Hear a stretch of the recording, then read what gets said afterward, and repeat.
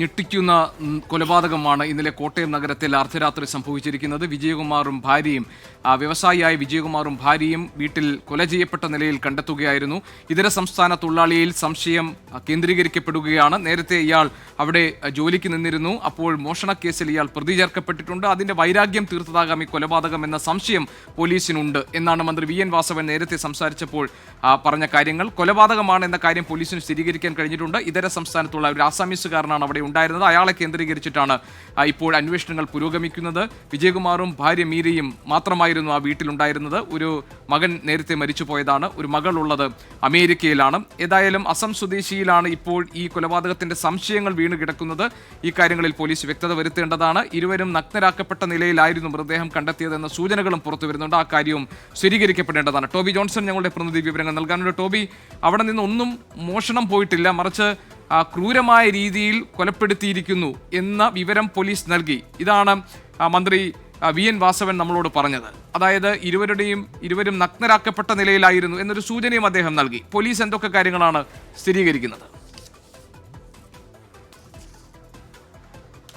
ഗോപി, ഇതേ വിവരം തന്നെയാണ് നമ്മൾ നേരത്തെ പങ്കുവച്ചത്. അതായത് മോഷണം നടന്നതായിട്ടുള്ള ലക്ഷണങ്ങളൊന്നും തന്നെ കാണുന്നില്ല. പ്രാഥമിക പരിശോധനയിൽ തന്നെ പോലീസ് അത് തള്ളിക്കളയുന്നുമുണ്ട്. കാരണം സാധാരണ ഒരു മോഷണം നടക്കുകയാണെങ്കിൽ ഈ മുൻവശത്തെ ഡോറോ അല്ലെങ്കിൽ പിൻവശത്തെ ഡോറോ തകർത്തകത്ത് കയറി ആ മോഷണം നടക്കുമ്പോൾ ഉണ്ടാകുന്ന പിടിവലികളും മറ്റുമെല്ലാം കാണേണ്ടതാണ്. പക്ഷേ അത്തരത്തിലുള്ള സാഹചര്യങ്ങളൊന്നും തന്നെ ഈ മുൻവശത്തോ പിൻവശത്തെയോ വാതിലുകളിൽ കാണുന്നില്ല.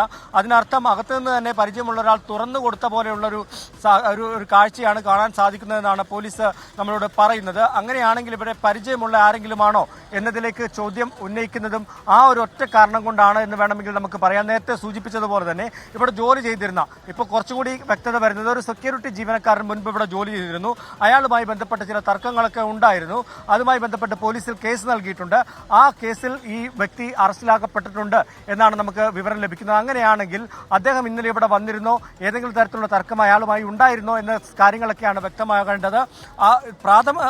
ആദ്യത്തെ ഒരു അന്വേഷണത്തിൽ ഇവരുമായി വൈരാഗ്യമുള്ളവർ ആരൊക്കെ, അല്ലെങ്കിൽ ഇത്തരത്തിലുള്ള ഒരു ക്രൂരകൃത്യം നടത്താൻ ആർക്കെങ്കിലും സാധിക്കുമോ എന്ന് അന്വേഷിച്ചപ്പോഴാണ് ഈ ഒരു വ്യക്തിയുടെ കുറിച്ചുള്ള വിവരങ്ങൾ പോലീസിന് ലഭിക്കുന്നത്. അതിനപ്പുറത്തേക്ക് മറ്റാരുടെയും വിവരങ്ങൾ പോലീസിന് പ്രാഥമിക അന്വേഷണത്തിൽ ലഭ്യമായിട്ടില്ല.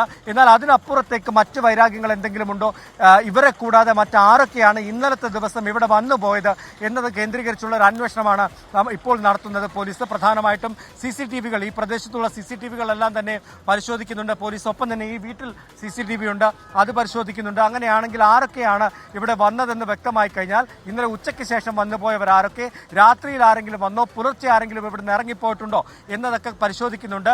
ഈ കാര്യങ്ങളിലാണ് ശ്രദ്ധ കേന്ദ്രീകരിച്ചിരിക്കുന്നത് എന്ന് പോലീസ് വൃത്തങ്ങൾ നമ്മളോട് വ്യക്തമാക്കുന്നുണ്ട്. സംശയത്തിന്റെ മുനയിലുള്ളത് ഒരു ജീവനക്കാരൻ മാത്രമാണ്.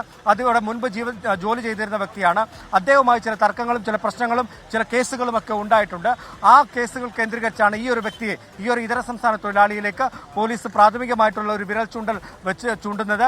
എന്നാൽ അതിനപ്പുറത്തേക്ക് മറ്റാരെങ്കിലും ഇതിന് പിന്നിലുണ്ടോ എന്നതടക്കമുള്ള കാര്യങ്ങൾ പോലീസ് പരിശോധിക്കുകയാണ്. എന്തായാലും നാടിനെ നടുക്കിയ സംഭവമാണ്. ഇന്ന് രാവിലെ 8:30 ഈ സംഭവം പുറത്തറിയുന്നത്. ഇവിടെ ജോലി ചെയ്തിരുന്ന സ്ത്രീ ഇവിടെ എത്തി വീട്ടിൽ ജോലിക്ക് രാവിലെ വന്നപ്പോഴാണ് ഈ വിവരം പുറത്തറിയുന്നത്. അവർ പോലീസിൽ വിവരം അറിയിക്കുന്നു.